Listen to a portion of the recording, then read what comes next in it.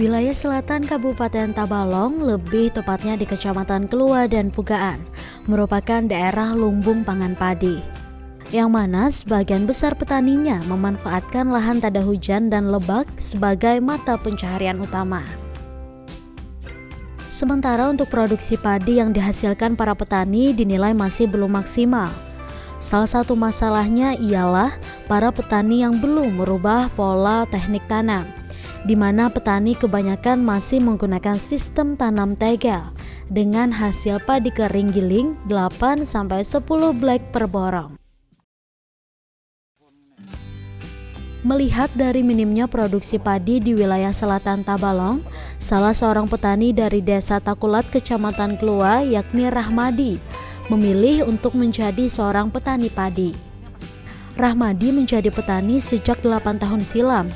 Hal itu juga didasari karena keprihatinannya terhadap minimnya generasi petani. Agar padi yang dihasilkan dapat maksimal, pemuda berusia 38 tahun ini memberanikan diri untuk mengubah pola teknik tanam padi miliknya, yakni menggunakan teknik tanam jajar legowo, benih tua, hingga tanam SRI.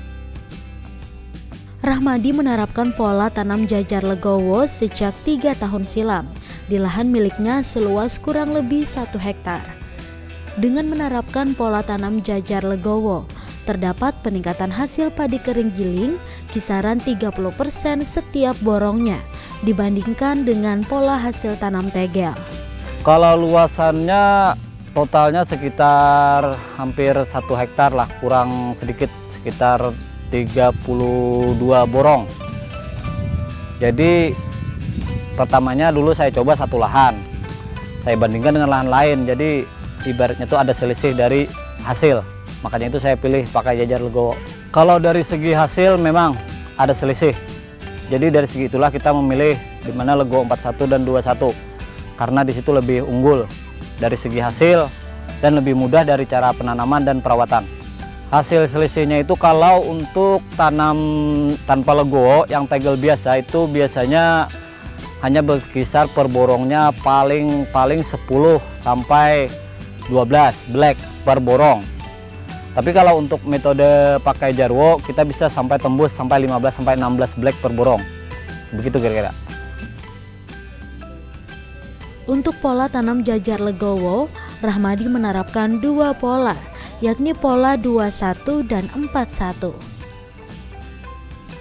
Walaupun di awal metode ini dianggap rumit, namun dari segi perawatan, pemeliharaan, serta pemupukan yang dinilai hemat, sehingga membantunya dalam berbudidaya padi. Itu saya mulai dari jajar legowo 41, 21, 51, 61 semua saya coba. Tapi sekarang saya tidak menggunakan lagi yang 51, 61, 71 itu enggak lagi. Sekarang saya cuma pakai 41 dan 21 karena lebih banyak keunggulannya dan kemudahannya. Ya, untuk jajar legowo itu saya menerapkan seperti standar yang ada, di mana setiap barisan itu, di mana setiap barisan di pinggiran jajar legowo itu saya tanam lebih rapat daripada tengahnya. Karena jajar legowo itu tanpa barisan pinggiran yang rapat itu namanya bukan jajar legowo. Contohnya kan kita ambil umpamanya ukuran 20, 20, 40. Nah, jadi pinggirannya itu minimal harus 10.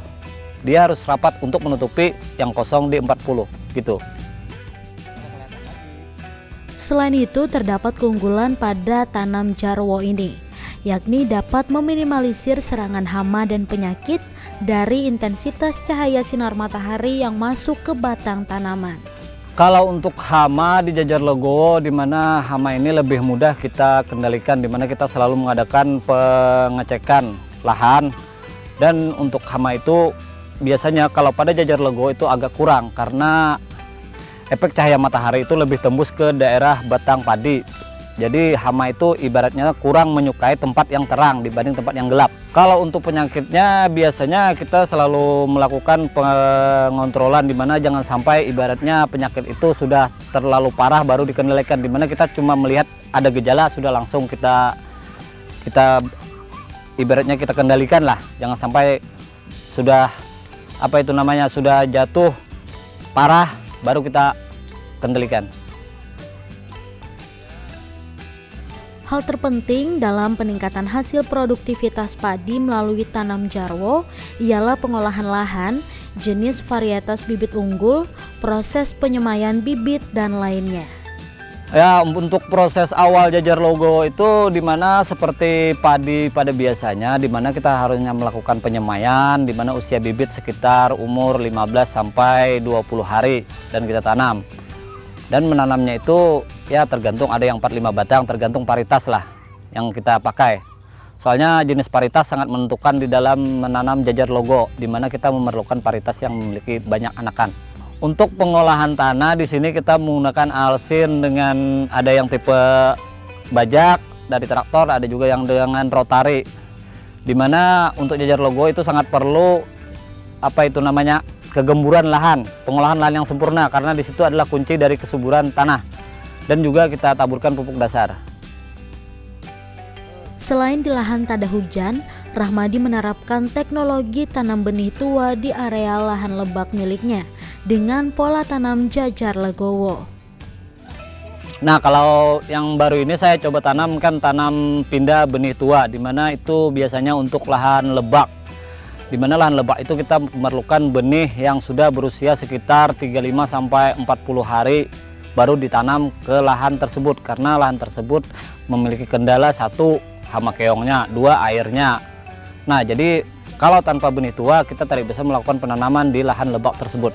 Kalau itu memang ibaratnya tuh kalau di sini tuh sejak dari dulu gitu ditanam metode begitu, cuma yang tidak biasanya kan di lebak itu cuma sistem tegel, tidak pakai jajar logo. Jadi saya menggunakan sistem logo juga di situ di lahan lebak itu. Walaupun ibaratnya kondisi airnya tidak pernah surut. Jadi terpaksa ya itu tadi harus tanam benih tua. Ia melakukan penanaman benih tua yang usianya di atas 35 hari agar terhindar dari serangan hama yang menyebabkan kegagalan panen. Dari teknologi tanam benih tua dengan pola tanam jajar legowo, Rahmadi mampu melakukan 2 kali penanaman di areal tersebut, sehingga mampu meningkatkan hasil padi kering giling 10-12 black per borong.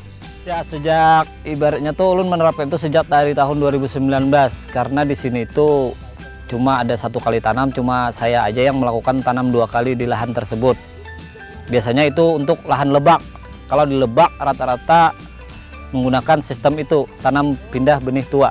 Ya, untuk hasilnya itu sekitar 10-12 black per borong. Nah, tidak jauh beda dengan tanam sistem yang di tanam pertama, DMT1 lah.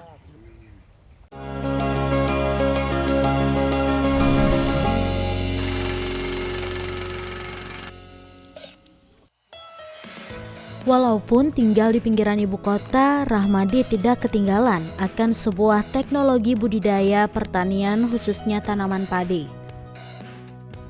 Selain metode tanam jarwo dan benih tua, di tahun 2021 ini ia memberanikan diri menerapkan budidaya padi dengan metode tanam SRI atau System of Rice Intensification di lahan tak ada hujan. Rahmadi mengetahui tentang budidaya tanam SRI dari informasi Balai Penyuluh Pertanian Kecamatan Kluwak. SRI merupakan teknik budidaya padi yang dinilai mampu meningkatkan hasil produktivitas padi dengan cara mengubah pengelolaan tanaman, tanah, air, dan unsur hara. Rahmadi memulai budidaya tanam metode SRI pola jajar legowo 21 dengan jarak tanam 55 x 35 dengan sisipan 17 cm. Adapun benih padi unggul varietas mapan P05 umur tanam 110 hari. Dengan luas lahan 10 borong, Rahmadi hanya menghabiskan benih seberat 2 kg. Adapun pola tanamnya, benih harus berusia 15 hari ke atas, di mana setiap lubang tanam berisi 1-2 benih. Ya, untuk saat ini saya mencoba menerapkan sistem tanam dengan metode SRI, yaitu di mana benih ditanam pada umur sekitar 15 hari dengan jumlah tanaman sekitar 1 atau 2 batang per rumpun. Ya, kalau menurut logikanya ibaratnya tanam tegel dengan tanam seri itu perbedaannya adalah dari jenis pertancapnya, di mana metode SRI itu menggunakan hanya 1 dan 2 batang per rumpun. Sedangkan metode yang biasanya di sini tegel itu menggunakan 5 sampai 7 per rumpun. Itu diibaratkan itu secara logika kan kita memakan dalam 1 piring nasi, di mana 1 orang memakan dengan 1 piring, serta di mana 1 piring dimakan 7 orang. Otomatis kan ibaratnya dalam pembagian yang 1 orang lebih banyak daripada yang 7 orang. Pada budidaya ini rentan akan serangan hama dan penyakit seperti walang sangit, jamur blas, dan kresek. Namun semua itu dapat dikendalikan dengan penyemprotan rutin. Hal terpenting dalam berbudidaya tanam SRI ialah memperhatikan kondisi air di setiap pertumbuhan benih yang ditanam. Apabila genangan air melebihi tinggi benih, berakibat serangan hama, seperti keong yang menghambat pertumbuhan anakan benih padi yang dihasilkan. Dalam metode SRI itu yang perlu diperhatikan, kunci dari metode SRI itu adalah pengendalian air, di mana air memang harus benar-benar kita bisa kendalikan, di mana keadaan air itu minimal macak-macak lah istilahnya, supaya memaksimalkan anakan. Karena apabila tanaman 1-2 batang itu terendam air yang dalam, otomatis bisa menyebabkan dimakan kayak keong. Ya, untuk di sini kan ini lahan tada hujan. Jadi untuk itu saya biasanya menggunakan pengeringan lahan bila ada hujan lebat. Berkat keuletan dan kerja kerasnya, padi yang ditanam Rahmadi tumbuh subur dan hijau. Terlihat dari batang, daun, dan buah padi dengan rumpunnya berisikan sekitar 20-30 batang.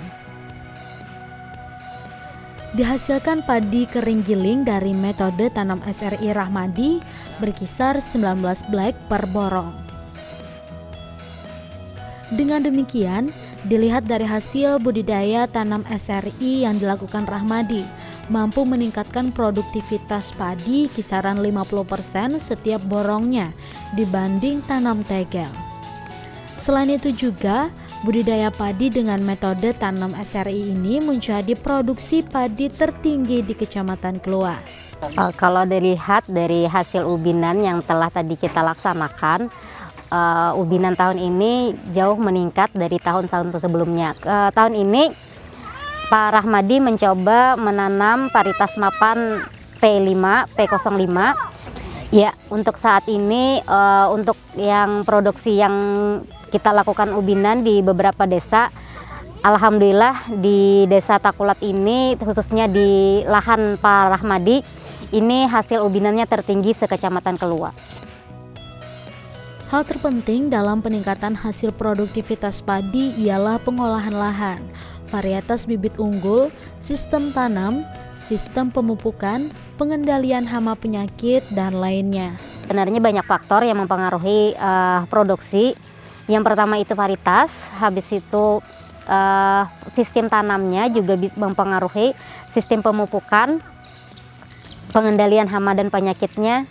Jadi itu sangat mempengaruhi, karena kalau yang dilihat dari Pak Rahmadi yang terapkan ini beliau sudah menerapkan hampir semua teknologi yang 9 indikator keberhasilan produksi padi itu sudah hampir semua dilaksanakan.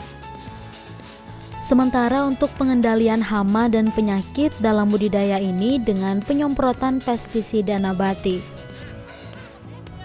Pestisida nabati dapat dibuat dengan mudah dari bahan yang mudah didapatkan seperti daun mimba, daun sirsak, dan tembakau.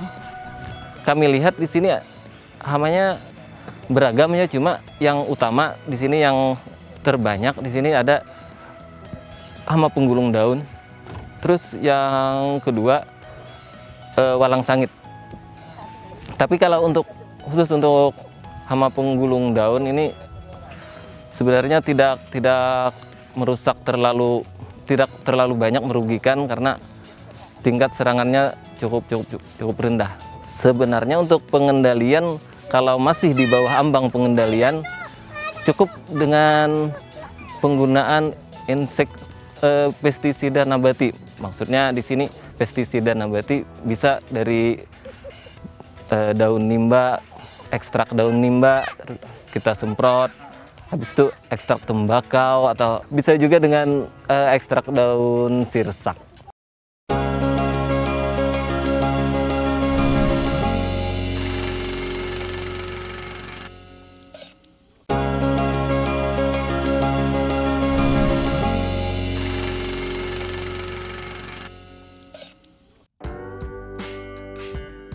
Balai Penyuluh Pertanian Kelua mengapresiasi inisiatif yang dilakukan Rahmadi dalam menggunakan sistem tanam Jarwo, benih tua, dan SRI.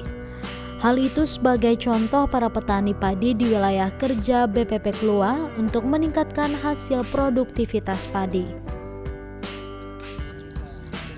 Koordinator Balai Penyuluh Pertanian Kelua, Munardi, menjelaskan untuk metode tanam SRI ini merupakan teknik budidaya baru yang berhasil dikembangkan di wilayahnya. Di mana dengan sedikit penggunaan bibit benih mampu hasilkan produktivitas padi tinggi. Nah, makanya di sini kita mengangkat salah satu petani muda yang jadi andalan BPP Kelua, yaitu saudara Rahmadi. Nah, di sana kita sebagai dimplotnya atau percontohannya BPP dan kemudian untuk masyarakat tani di wilayah Kecamatan Kelua, dia memakai metode beberapa kali yang untuk teknologi supaya teman-teman petani bisa melihat. Kadang-kadang begini, kalau petani itu cuma PPL ngomong doang kadang-kadang nggak percaya. Tetapi kalau ada bukti bahwa ini hasil nyata, mudah-mudahan sikap petani bisa berubah. Memang agak susah karena sudah itu kebiasaan petani-petani kita, apalagi petani yang ya bisa dibilang petani yang sudah tua itu masih mementingkan egonya. Makanya kita mencari penerus petani milenial kayak saudara Rahmadi. Nah, itu untuk penggerak-penggerak di masyarakat atau di desanya. Nah, sehingga apa? Karena dengan dia melihat kan seperti itu nanti bisa tergugah hatinya. Dengan demikian, ini menjadi terobosan baru dalam mendukung dan mengamankan program ketahanan pangan. Di mana dari tahun ke tahun kebutuhan akan beras semakin meningkat di masyarakat. Sebagai masukan berbeliau-beliau semua, sehingga ini menjadi contoh, siapa tahu karena dengan melihat mereka mau melaksanakan. Sehingga apa, ini sasaran kita adalah produksi. Semakin tambahnya penduduk, sempit, lahan makin sempit kan, kedaulatan pangan juga kita harus kita pertahankan dengan apa? Dengan sesempit lahan kita supaya produksi meningkat tuh bagaimana caranya? Ya ini salah satu terobosan kita untuk meningkatkan produksi ya, pada petani. Selain itu, dari Balai Penyuluh Pertanian Kelua harapkan adanya minat dari para petani milenial. Dikarenakan saat ini masih minimnya generasi para petani milenial terjun dalam dunia pertanian di wilayahnya. Peningkatan hasil atau produktivitas di BPP Kelua ini sekarang kita arahkan ke petani yang milenial. Karena apa? Kita tahu bahwa sekarang petani-petani kita yang sudah sepuh itu tidak ada penerusnya kalau kita tidak berorientasi kepada petani-petani muda yang untuk melanjutkan sebagai penerus petani. Nah, makanya di sini kita mengangkat salah satu petani muda yang jadi andalan BPP Kelua, yaitu saudara Rahmadi. Nah, di sana kita sebagai dimplotnya atau percontohannya BPP dan kemudian untuk masyarakat tani di wilayah Kecamatan Kelua, dia memakai metode beberapa kali yang untuk teknologi supaya teman-teman petani bisa melihat